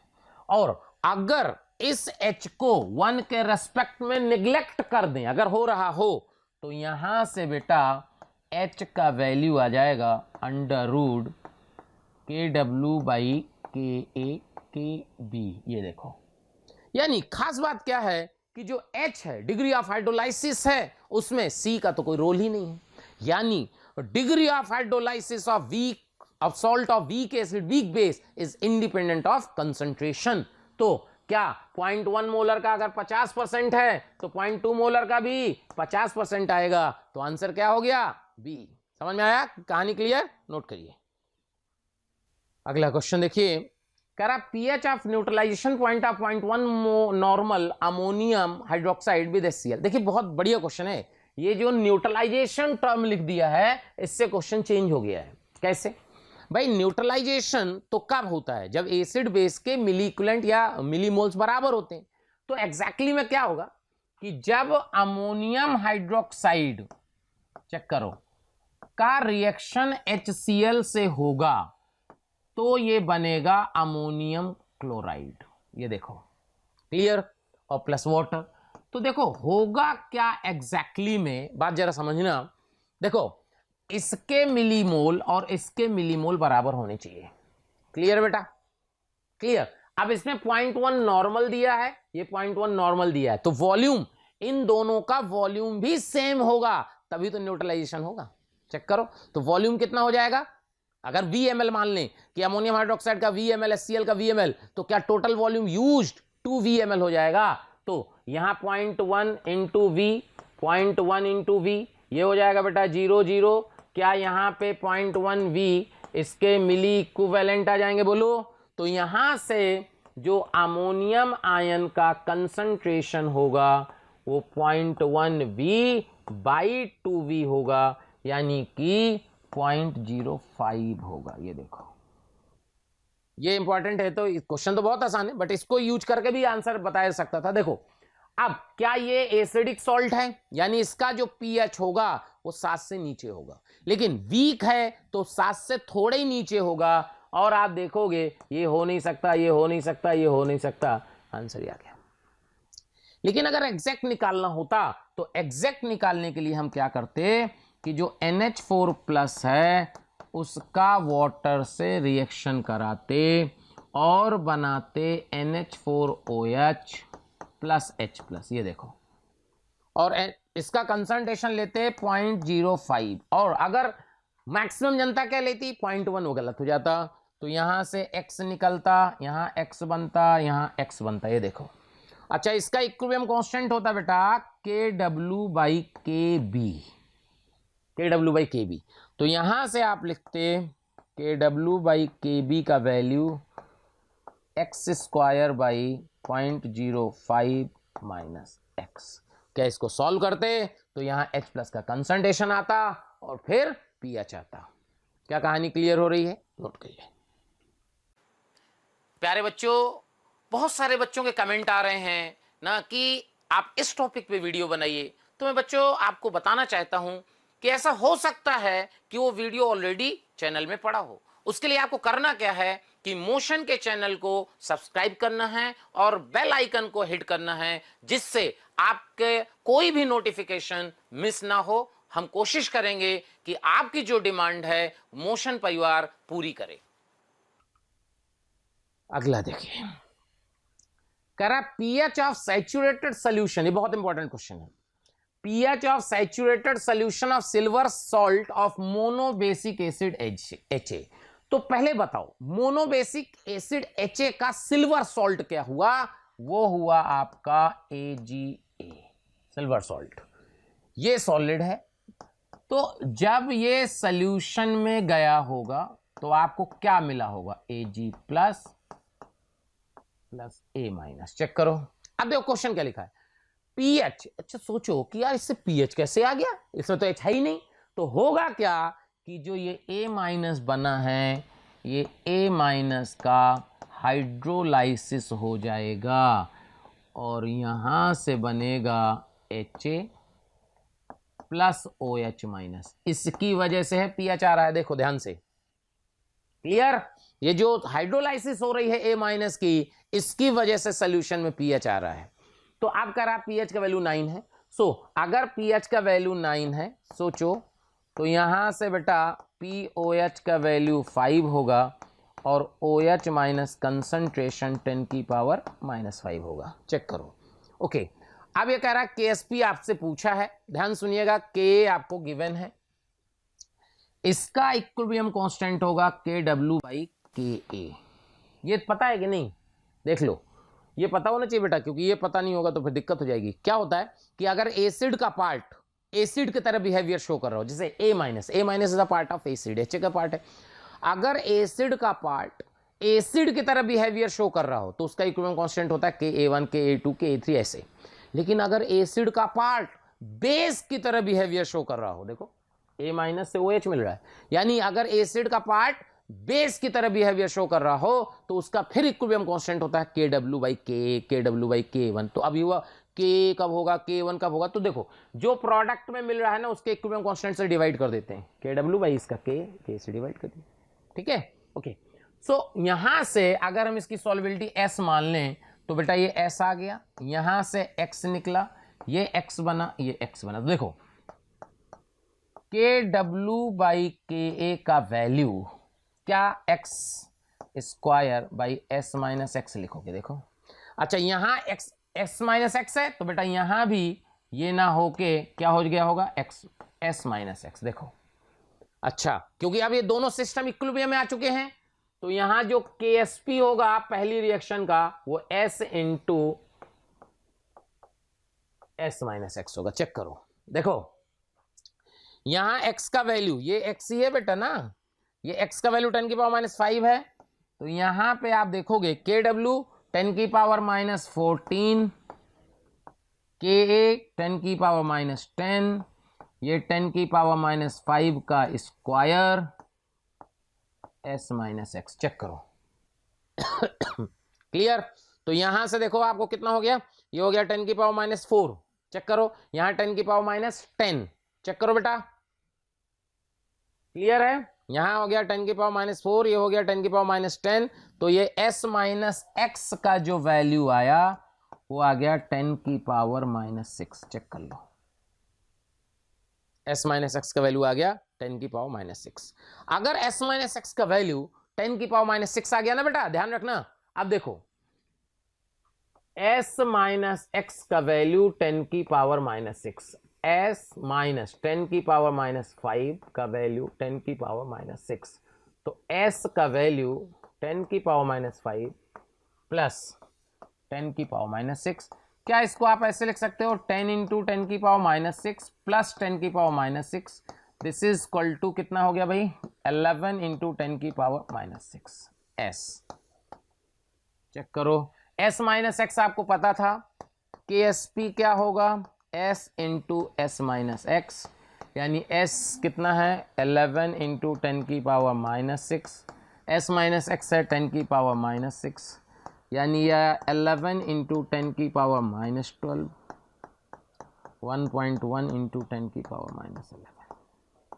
चेक करो क्लियर, देख लो कौन सा आंसर आ गया, समझ में आ गया भाई। देखो बात क्लियर हो रही है, आसान है। जब भी कभी सॉल्ट का पीएच दिया हो इसका मतलब समझो उसकी हाइड्रोलाइसिस हो रही है, तभी सॉल्यूशन में पीएच आ सकता है। अगला क्वेश्चन है कह रहा what is the solubility of AgCl in 0.2 molar ammonia. KSP दिया है आपको, ठीक है बेटा, K1 दिया है, दिस K2 दिया है, दिस। देखो अब इसका क्या मतलब है, K1 K2 क्या दिया है। देखो बात जरा समझिए भाई, अगर अपने को K1 दिया है ये और K2 दिया है ये, ठीक है, तो अब एग्जैक्टली में क्या है, देखो होता क्या है, क्या हुआ होगा जब आप AgCl को सॉल्यूशन में डाले होगे, बहुत इंपॉर्टेंट है, इसी को हम लोग कॉम्प्लेक्स इक्विलिब्रियम बोलते हैं बेटा ना। तो ये Ag प्लस Cl माइनस में टूटा होगा, एक्वस एक्वस, ये सॉल्युबिलिटी S मान ले तो ये हो गया होगा, ठीक है। लेकिन जो Ag प्लस बना ये तुरंत अमोनिया से कंबाइंड हुआ, थोड़ी देर पहले बताए थे कॉम्प्लेक्स बन जाता है और ये कॉम्प्लेक्स बनाने लगा। ये देखो, ये देखो, चेक करो, ये कॉम्प्लेक्स बनने लगा और ये कॉम्प्लेक्स बनने लगा तो ये जो पहली वाली रिएक्शन है ये बहुत तेजी में फॉरवर्ड डायरेक्शन में गई। अब एग्जैक्टली में क्या होगा, देखो ये आपको जो दिए हुए हैं K1 दिया है भाई कि K1 इसका दिया है, तो देखो K1 अगर इसका दिया है, K2 इसका दिया है और आपको इसका K इक्विलिब्रियम निकालना है। देखो K इक्विलिब्रियम क्या होगा, ये होगा AgNH3 का whole twice plus this divided by Ag plus ammonia का स्क्वायर। ये देखो चेक करो, अच्छा ये K1 K2 दिए हैं, अगर इन दोनों को आप मल्टीप्लाई कर लो, इन दोनों क्या कर लो मल्टीप्लाई, चेक करो, तो जब इन दोनों को मल्टीप्लाई करोगे तो यही एक्सप्रेशन आ जाएगा। चेक कर लो, एक आराम से चेक कर लो, देखो क्लियर है, करके दिखा दें। देखो K1 K2, K1 K2 क्या है यहां AgNH3 plus okay this divided by Ag plus ammonia into, ठीक है, इनटू, तो यानी कि इनटू करना है तो यह आ जाएगा AgNH3 whole twice plus divided by AgNH3 plus into ammonia. Check करो बेटा, चेक करो क्या हुआ। तो यहां से आप देखोगे कि ये वाला टर्म कैंसिल हो जाएगा। चेक करो, और यहाँ Ag प्लस अमोनिया का स्क्वायर, चेक करो, तो इसका जो कॉम्प्लेक्स इक्विलिब्रियम आ गया वो आ गया K1 K2, यानी equilibrium constant for the formation of complex, check कर लो, वो K1 K2 के बराबर आ गया। ओके, समझ में आ रहा है? इतनी बात क्लियर हो रही। अब मैं आपको सॉल्व करके दिखाता हूं कैसे सॉल्व करना है। तो देखिए, आपने ये समझा कि जो AgCl सॉलिड है वो सबसे पहले ब्रेक किया Ag प्लस Cl माइनस में, इसकी सॉल्युबिलिटी SS है। बनते ही Ag प्लस तुरंत अमोनिया से कंबाइन करने लगा और यहां से बना AgNH3 होल ट्वाइस प्लस। देखिएगा, ध्यान समझिएगा बेटा, यहां इसकी सॉल्युबिलिटी S थी, इसका कंसंट्रेशन आपको देखो क्या दिया था, 0.2 मोलर अमोनिया, 0.2 मोलर। तो यहां से S माइनस एक्स, 0.2 माइनस यहां से कितना निकालोगे आप, 2x, यहां से बनेगा x। अब एक बात समझना ध्यान से, क्योंकि इसका जो K इक्विलिब्रियम है, K इक्विलिब्रियम बहुत ज्यादा है, बहुत ज्यादा मतलब 10 की पावर 7 8 के ऑर्डर में आएगा, यानी ये ऑलमोस्ट रिएक्शन खत्म हो गई। केमिकल इक्विलिब्रियम आपको बताया गया था कि कभी भी 10 की पावर 3 से ज्यादा हो, 10 की पावर 3 से ज्यादा हो तो रिएक्शन खत्म, यहां तो 10 की पावर 7 8 में आएगा। तो इसका मतलब ये S माइनस एक्स जो है, ये S माइनस एक्स जो है ये लगभग जीरो को टेंड करेगा। तो S माइनस एक्स को y मान लेते हैं, और ये जीरो है, यानी S और x लगभग सेम है। तो क्या हम इसको ऐसे लिख सकते हैं, ये देखो S, चेक करो बेटा, क्लियर है? देख लो, तो यहां से यानी यहां Ag प्लस कितना बचा, y, तो हम कहेंगे Ag प्लस यहां भी कितना बचेगा, y, और यहां इक्विलिब्रियम कांस्टेंट है इसका Ksp, तो क्या ये S इंटू वाई के बराबर होगा। चेक करो, यहां से ये जो K इक्विलिब्रियम है, K इक्विलिब्रियम, इसको आप लिख सकते हैं बेटा S this divide by 0.2 minus 2S into y. ये देखो y का वैल्यू यहां से देखो Ksp बाई S, तो S 0.2 माइनस 2S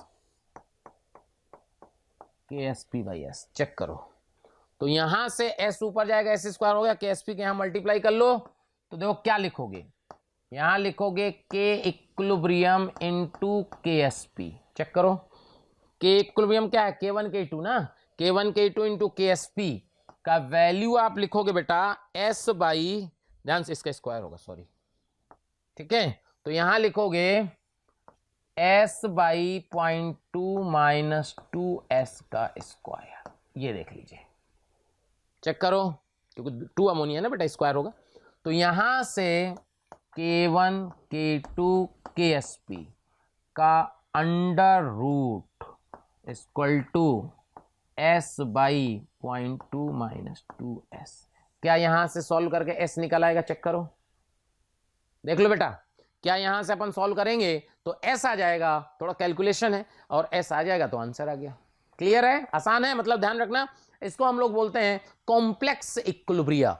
तो कभी भी अगर इक्विलिब्रियम कांस्टेंट 10 की पावर 3 से ज्यादा होगा तो हम ये मानेंगे कि रिएक्शन ऑलमोस्ट फॉरवर्ड चली गई है, तो ये S minus x tending to zero, यानी S इक्वल टू एक्स हो जाएगा, और टेंडिंग टू जीरो को y मान लिए, तो S का वैल्यू y, S जो x बता रहे हैं उसको S रख दीजिए, सॉल्व कर लीजिए, आंसर आ जाएगा। क्या बात समझ में आ गई, नोट कर लीजिए। अगला क्वेश्चन देखिए, करा pKa of weak acid HA is 4.5, ठीक है, HA है, उसका pKa दिया है, POH of an aqueous buffer solution of HA, समझिएगा, करा है POH of an aqueous buffer solution of HA in which 50% of the acid is ionised. बहुत बढ़िया।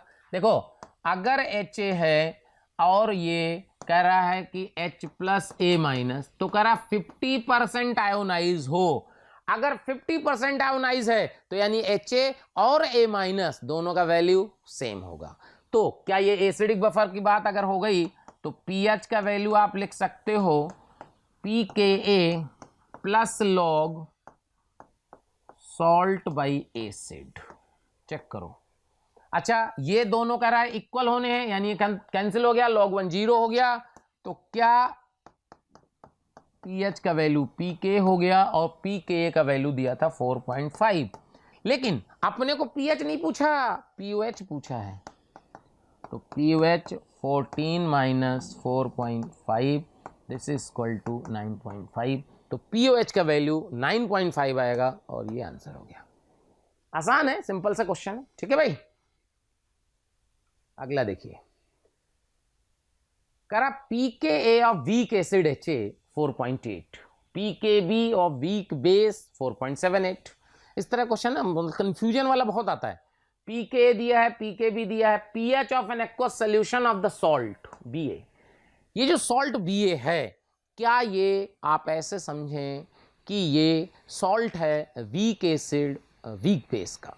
मैं फिर आपको बता दूं, वीक एसिड वीक बेस का जो सॉल्ट है, उस सॉल्ट के बारे में बता दूं, उसका डिग्री ऑफ हाइड्रोलाइसिस कंसंट्रेशन पे डिपेंड नहीं करता, उसका पीएच कंसंट्रेशन पे डिपेंड नहीं करता। तो आपको क्या पूछा है, पीएच पूछा है। तो जो इसका H+ कंसंट्रेशन होता है वो होता है √KW Ka/Kb। ये देखो, ये फॉर्मूला होता है H+ का salt of weak acid weak base का। क्लियर। सो अगर ऐसा है तो इसको सॉल्व करेंगे, पीएच लिख देंगे। कैसे, माइन लॉग ले लो, फॉर्मूला जिसको याद होगा फॉर्मूला भी लग सकता है, 1/2 log KW plus log Ka minus log Kb। ये देखो माइनस से मल्टीप्लाई कर लो तो यहां minus log of H+ half minus log of KW minus log of Ka plus log of Kb। ये देखो क्लियर। तो इसको सिंप्लीफाई करके देखो, यहां फॉर्मूला बना देते हैं कि फॉर्मूला क्या बना कि भैया pH का वैल्यू आएगा 1/2। चेक करो, minus log of KW pKW, clear, minus log of K pKa, okay, और माइनस pKb। ये लो, क्या फॉर्मूला रख दीजिए, फॉर्मूला हो गया 1/2 14 pKa कितना दिया था, pK 4.8 माइनस pKb कितना था बेटा 4.78। ये लो चेक करो, तो लगभग आप देखो कि 4.8 4.7 तो 14.2 और 7.1 के आसपास आएगा। चेक करो 7.1 आएगा, 7.1 चेक करो, यही आएगा ना बेटा। 4.78 है, 4.8 तो ये 4.02 7.01 आएगा। ये देखो चेक करो, चेक करो जल्दी से, सीधे फॉर्मूला में रखिए, आंसर आ गया। ये फॉर्मूला याद रखिएगा आप, ये देखो, इससे अपन फॉर्मूला बना सकते हैं, चाहे तो अपन फॉर्मूला ये याद रख सकते हैं, ठीक है, वो आपकी चॉइस है। अगला क्वेश्चन देखिए, करा solid barium nitrate, solid barium nitrate is gradually dissolved in 1 × 10⁻⁴ molar Na2CO3 solution। यानी बेरियम नाइट्रेट को Na2CO3 में डिसॉल्व किया गया, ठीक है। At what concentration of Ba+2 will be precipitate begin to form. आप ऐसे सोचो, अगर प्रेसिपिटेट बिल्कुल स्टार्ट करना है तो अगर होता क्या है, QSP ग्रेटर देन KSP अगर होता है तो ये प्रेसिपिटेट बनता है, लेकिन बिल्कुल स्टार्ट करना है तो हम QSP की वैल्यू KSP के बराबर करके निकाल लेंगे, तो बिल्कुल बिगिनिंग वाला सिचुएशन आ जाएगी। तो बात जरा समझो, देखो ये सॉलिड है और जब आपने सॉलिड को मिलाया है और उसमें Na2CO3 का कंसंट्रेशन आपको दिया है और बेरियम कार्बोनेट को प्रेसिपिटेट कराना है, तो जो QSP बेरियम कार्बोनेट का होगा वो होगा Ba+2 का कंसंट्रेशन एंड कार्बोनेट आयन का कंसंट्रेशन। चेक करो। अच्छा, इसमें तो कोई डाउट है नहीं। अब देखो एक बात समझो, जो KSP होगा वो क्या होगा, वो भी यही होगा, बट फर्क इतना है, फर्क क्या है कि ये इक्विलिब्रियम की बात होती है, ये किसी भी टाइम पे बात होती है। तो अगर QSP का वैल्यू KSP के बराबर ही तो करना है, तो ये दोनों बराबर करना है भाई, तभी तो निकल लोगे। तो KSP का वैल्यू आपको दिया है 5.1 into 10⁻⁹। This is equal to Ba+2 concentration. Carbonate ion कहां से आएगा, यहां से, क्योंकि Na2CO3 तो आयोनाइज हो जाएगा बेटा, तो यहां से 10⁻⁴ हो जाएगा। ये देखो, क्लियर। तो यहां से Ba+2 का जो कंसंट्रेशन आएगा वो आएगा 5.1 इंटू 10⁻⁵। चेक करो, 5.1 इंटू 10⁻⁵। अगर वैल्यू इससे ज्यादा होगी तो तुरंत प्रेसिपिटेशन होने लगेगा। क्यों? क्योंकि अगर ये वैल्यू ज्यादा हो गई तो ये मल्टीप्लाई करोगे तो KSP जो है QSP से बढ़ जाएगा, और अगर QSP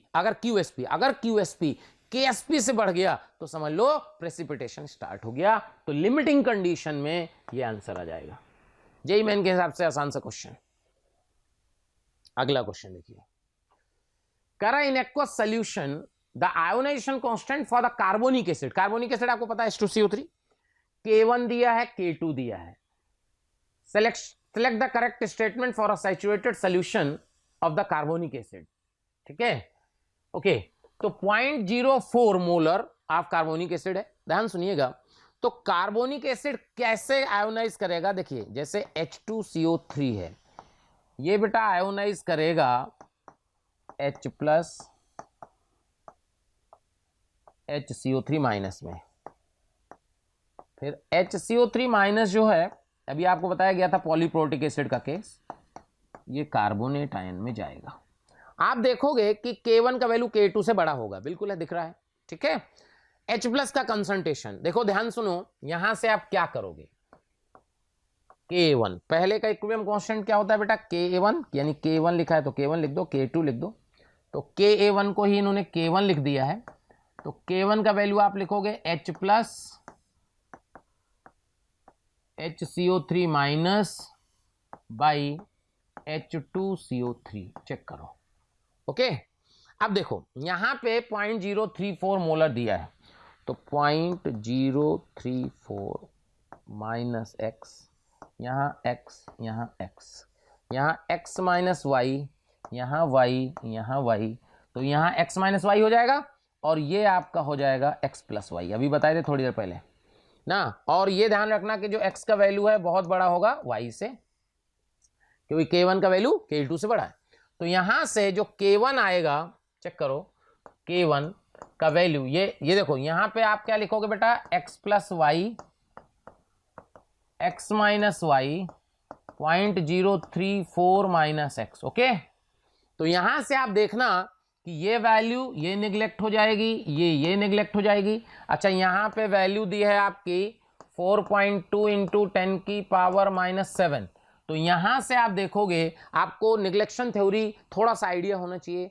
Ka/C का वैल्यू अगर 6.4 इंटू 10⁻³ से कम होती है तो हम उसे निगलेक्ट कर देते हैं, लगभग 8% तक निगलेक्ट करते हैं, तो ये 0 हो जाएगा। तो यहाँ x का वैल्यू आ जाएगा, x² का वैल्यू आ जाएगा, c मान लें इसको थोड़ी देर के लिए, c इंटू K1, तो x का वैल्यू आएगा c K1 का अंडर रूट। K1 और K1 ध्यान रखना बेटा, दोनों सेम है, यानी ये x जो है, ये x जो है, ये H+ कंसंट्रेशन है, ध्यान रखना। अब देखो पहला पार्ट, करा the concentration of H+ is double that of carbonate ion. बिल्कुल गलत हो जाएगा, क्योंकि y का वैल्यू K2 के बराबर आता है, y का वैल्यू K2 के बराबर आएगा, तो ये तो गलत हो गया। The concentration of carbonate ion is this. Carbonate ion का वैल्यू आपको बताया था, y का वैल्यू K2 के बराबर था, तो कार्बोनेट का जो वैल्यू आएगा ना बेटा, वो ये आएगा, ये है कार्बोनेट का concentration. See the concentration of carbonate is greater than that of SCO3 minus. SCO3 minus X है और Y है, Y का वैल्यू ऑब्वियसली कम होगा, तो ये भी गलत हो गया। The concentration of H plus and bicarbonate are approximately equal, क्योंकि अगर आप देखोगे तो H प्लस का वैल्यू जो है X प्लस वाई है, ये X माइनस वाई है। क्या Y दोनों में नेग्लिजिबल है? अगर Y दोनों में नेग्लिजिबल है बेटा, तो क्या दोनों का कंसंट्रेशन लगभग सेम आएगा? तो आंसर, क्या बात क्लियर हो रही है? देख लीजिए अगला क्वेश्चन देखिए। Correct 25 degree centigrade the solubility product, magnesium hydroxide का सॉल्युबिलिटी प्रोडक्ट दिया है। Eight which pH will Mg+2 ion start precipitating in the form of MgOH form a solution of this. Simple, देखो कैसे, क्या QSP का value आप लिख सकते हो Mg+2 OH माइनस का स्क्वायर। क्लियर। कह रहा किस कंसंट्रेशन के लिए प्रेसिपिटेशन स्टार्ट होगा? फिर वही बात, बिल्कुल स्टार्ट, यानी हम QSP और KSP के बराबर करके सॉल्व कर सकते हैं। तो KSP का वैल्यू आप लिखोगे Mg+2 OH माइनस का स्क्वायर। चेक करो, और KSP का वैल्यू दी होगी बेटा 10⁻11 इक्वल टू Mg+2 का कंसंट्रेशन दिया होगा 0.10⁻³ कर दें बेटा, हाँ, इंटू OH माइनस का स्क्वायर। तो यहां से OH माइनस का स्क्वायर की वैल्यू आ गई 10⁻8। चेक करो, तो यहां से OH माइनस का वैल्यू आ गया 10⁻⁴। चेक करो, तो यहां POH का वैल्यू आ गया 4। चेक करो, POH का वैल्यू क्या आ गया 4, तो pH का वैल्यू क्या आ गया 10। चेक करो, तो अगर pH का वैल्यू 10 है तो 10 से ये सोल्यूशन Mg मैग्नीशियम हाइड्रोक्साइड का प्रेसिपिटेशन स्टार्ट हो जाएगा। कभी भी इस तरह की लैंग्वेज है ना, स्टार्ट द प्रेसिपिटेशन, समझ लो QSP का वैल्यू KSP के बराबर रखकर ही सॉल्व करना है। प्यारे बच्चों, अगर आपको हमारी वीडियोस पसंद आ रही हों तो उनको लाइक और शेयर करें, जिससे जरूरतमंद बच्चों तक वो वीडियो पहुंच सके। और मैं बच्चों ये कहना चाहता हूं कि आप जब वीडियोस देखें तो उसमें कमेंट जरूर लिखें, क्योंकि एक एक कमेंट, आपका एक कमेंट मेरी पूरी टीम को मोटिवेशन देता है। इसलिए आपसे रिक्वेस्ट है बेटा कि कमेंट जरूर करें। अगला क्वेश्चन देखिए, कह रहा है an aqueous solution contains an unknown concentration of Ba+2 ion. बढ़िया क्वेश्चन है, शानदार। कह रहा है an aqueous solution contains an unknown concentration of Ba+2 ion. ठीक है, when 50 ml of 1 molar solution of sodium sulfate, ध्यान सुनिएगा, 50 ml 1 molar solution of Na2SO4 is added। ठीक है, BaSO4 just begins to precipitate, just to begin, समझ रहे हो, QSP का वैल्यू KSP के बराबर। The final volume is 500 ml।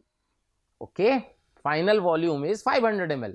तो देखो 500 ml है और इसमें हमने 50 ml ये मिलाया था बेटा, ध्यान रखना। इसका मतलब हुआ कि जो Ba+2 का सोल्यूशन है उसका वॉल्यूम 450 होगा, क्योंकि अगर अपन ये मिस कर दिए तो गलत हो सकता है।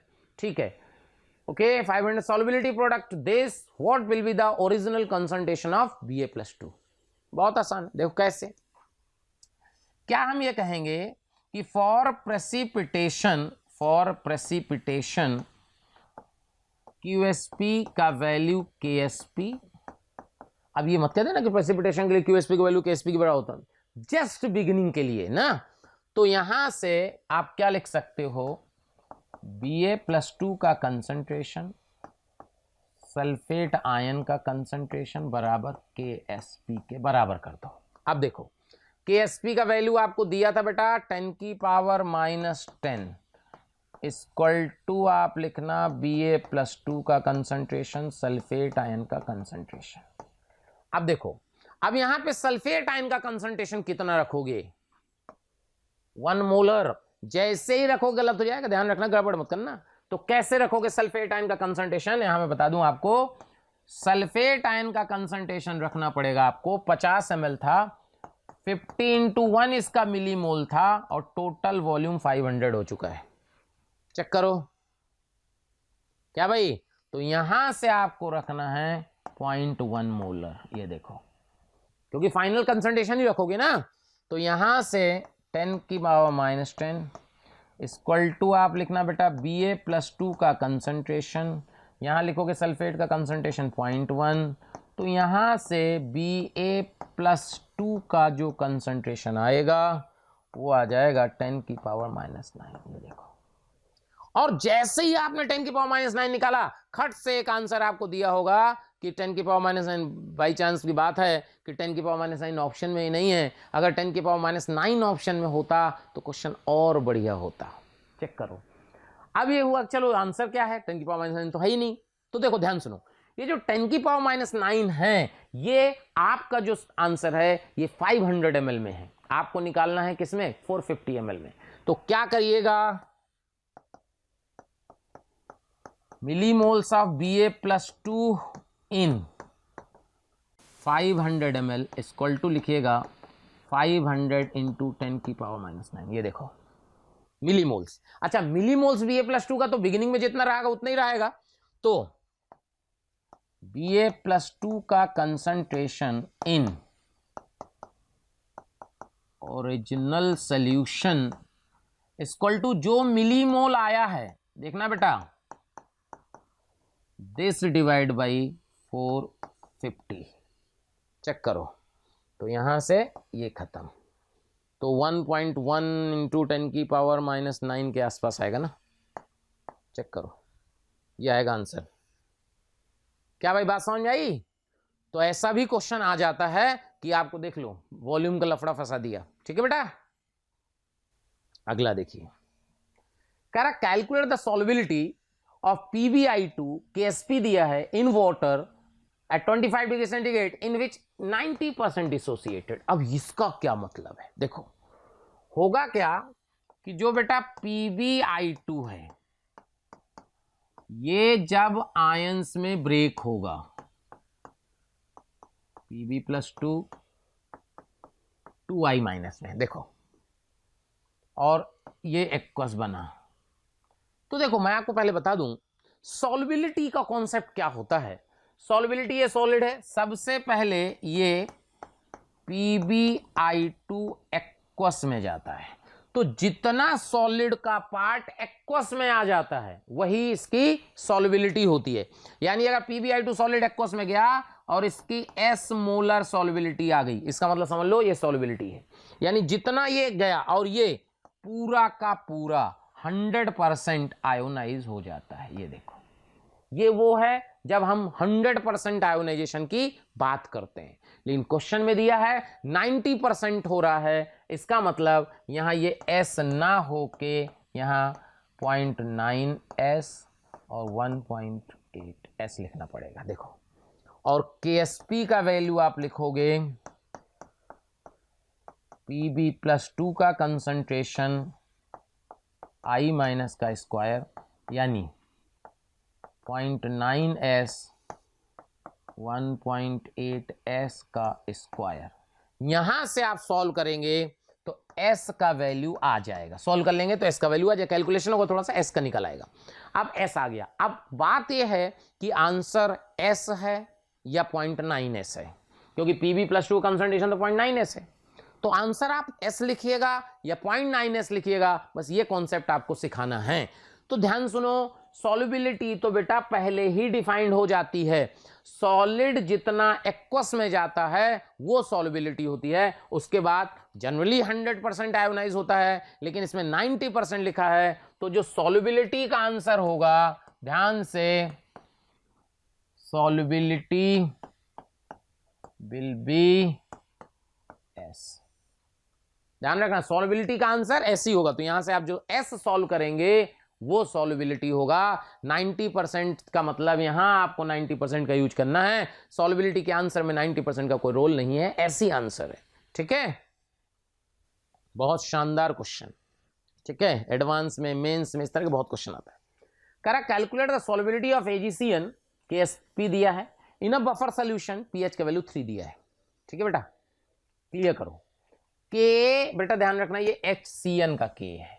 ठीक है, K ऑफ HCN 4 × 10⁻⁻10। तो ध्यान से सुनिएगा। देखिए हुआ क्या कि आपको क्वेश्चन जो है ना वो बफर सोल्यूशन में सॉल्युबिलिटी निकालना है। तो AgCN सॉलिड है, ये जब आपका आयंस में ब्रेक करेगा तो Ag प्लस Cn माइनस में टूटेगा। देखो ध्यान सुनना, बहुत इंपॉर्टेंट कॉन्सेप्ट है। अगर इसकी सॉल्युबिलिटी S है तो ये SS टूटा, लेकिन क्योंकि सोल्यूशन बफर है, वो भी pH का वैल्यू 3 है, इसका मतलब सोल्यूशन में H+ पहले से अवेलेबल है। जब सोल्यूशन में H+ पहले से अवेलेबल है, जो Cn- बना, ये जो Cn- बना ये H+ से कंबाइन करने लगेगा और बनाने लगेगा HCN, क्योंकि इसका जो K इक्विलिब्रियम है वो 1/Ka के बराबर होगा, जिसकी वैल्यू 10⁴/4 होगी। यानी ये वैल्यू बहुत ज्यादा है। इसका मतलब रिएक्शन तो ऑलमोस्ट फॉरवर्ड चली गई होगी। चेक करना, अगर सॉल्युबिलिटी S है तो ये S आया, ये 10⁻³ आया, और क्योंकि रिएक्शन फॉरवर्ड ऑलमोस्ट गई तो इसको पूरा खत्म कराए, ये Y बचा। Y का वैल्यू टेंडिंग टू 0 है, टेंडिंग टू 0 का मतलब S पूरा खत्म हो चुका है, लेकिन हम 0 नहीं मान सकते, इसलिए हम Y मान लेते हैं।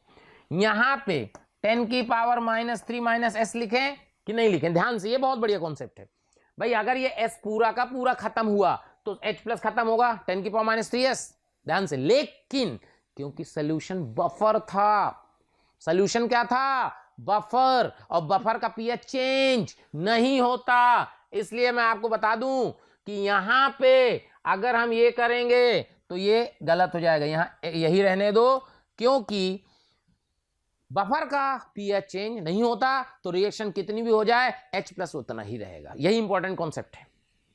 और ये HCN कितना हो जाएगा? S। चेक करो, तो देखो Cn- यहां कितना हुआ? Y। तो क्या Cn- यहां भी Y बचेगा बेटा? कंटेनर एक है और दोनों सिस्टम इक्विलिब्रियम में आए, इसका इक्विलिब्रियम कांस्टेंट है Ksp, का वैल्यू आप लिखिएगा S × Y। चेक करो, ओके। यहां पे आप देखिएगा 1/Ka का वैल्यू लिखिएगा, 1/Ka का वैल्यू लिखिएगा आप S/Y × 10⁻³ चेक करो, SCN का S/Y × दिस। चेक करो बेटा, और यहां से Y का वैल्यू ऊपर से उठाओ, यहां से उठाओ Y का वैल्यू Ksp/S, तो S Ksp/S 10⁻³ this is equal to क्या आया? Ksp/Ka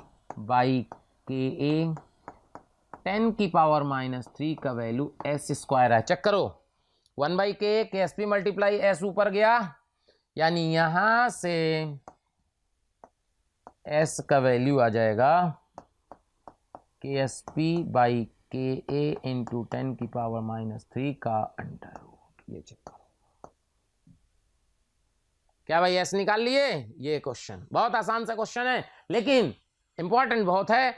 ये कैसे? ध्यान से, कभी भी इस तरह क्वेश्चन हो, ये बना, फर्दर रिएक्ट किया, और अगर K इक्विलिब्रियम 10⁻³ से ज्यादा है तो इसको पूरा खत्म करा लो, Y मान लो, Y का वैल्यू टेंडिंग टू 0 है। अगर सोल्यूशन बफर है उसका H+ चेंज नहीं करना। ऐसा भी हो सकता है कि 10⁻³ - S निगेटिव आ रहा हो, आने दो, क्यों? उससे हमारे कोई लेने देना नहीं है, क्योंकि S बफर का pH चेंज नहीं होता। अगला क्वेश्चन साइमल्टेनियस सॉल्युबिलिटी का क्वेश्चन है। देखिए कोशिश कीजिए कि सारा कॉन्सेप्ट हो जाए। Simultaneous solubility of AgSCN and AgSCN। Check करो, यहां से अगर अपन बात करें कि भाई AgSCN एंड AgBr की सॉल्युबिलिटी निकालना है साइमल्टेनियस। साइमल्टेनियस सॉल्युबिलिटी का मतलब जानते हो क्या होता है? साइमल्टेनियस सॉल्युबिलिटी का मतलब होता है दो सॉलिड एक साथ एक ही कंटेनर में मिला दिए गए और उन दोनों की सॉल्युबिलिटी बताओ। ठीक है, देखो तो आपको क्या करना है, AgSCN जब ये आयोनाइज होगा तो ये ब्रेक किया Ag+ SCN-, और जब AgBr की बात की गई तो AgBr ब्रेक किया Ag+ Br- में। चेक करो बेटा, अगर ये दोनों सॉलिड है बेटा, ठीक है, और अगर इस दोनों सॉलिड को एक साथ कंटेनर मिलाए और इसकी साइमल्टेनियस सॉल्युबिलिटी का मतलब दोनों सॉलिड को एक साथ मिलाने के बाद सॉल्युबिलिटी, वो S1 आई तो ये भी S1 आई, मान लो इसकी S2 आई तो ये S2 आई।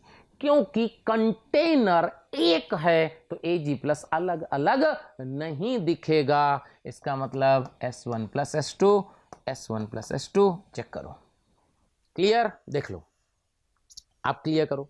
अब दोनों सिस्टम इक्विलिब्रियम में आ चुके हैं, तो यहां आप लिखिएगा KSP of AgSCN, KSP of AgSCN का वैल्यू यहां आएगा S1 plus S2 into S1। KSP of AgBr लिखिएगा तो ये आ जाएगा बेटा S2 into S1 plus S2। Check करो, क्लियर? अब आप देखो, दोनों का KSP लगभग सेम है, दोनों को आप क्या कर दीजिए, डिवाइड कर दीजिए। तो जब आप दोनों को डिवाइड करोगे तो यहां से आएगा 10 की पावर -12 डिवाइडेड बाई 5 इंटू 10 की power -13। This is equal to S1 by S2। Check कर लो बेटा, क्लियर? तो यहां से S1 बाई S2 का वैल्यू आ गया 2, यानी यहां से कितना आ गया बेटा, देखना जरा, S1 का वैल्यू 2S2 आ गया। ये देखो, S1 का वैल्यू 2S2 आ गया, क्लियर? अब जब S1 का वैल्यू 2S2 आ गया तो अपन यहां क्या कर सकते हैं, समझ में आ गया? अगर S1 का वैल्यू 2S2 आ गया तो यहां S1 का वैल्यू 2S2 कर दो, तो देखो KSP ऑफ AgBr का वैल्यू आपको दिया है दिस, और S2 और S1 की जगह 2S2 करना है तो 2S2 प्लस S2, और यहां दिया है आपको 5 इंटू 10 की power -13 equal to 3S2 square. तो यहां से क्या आ गया बेटा, 5/3 इंटू 10 की power -13 equal to S2 square. क्या समझ में आ गया?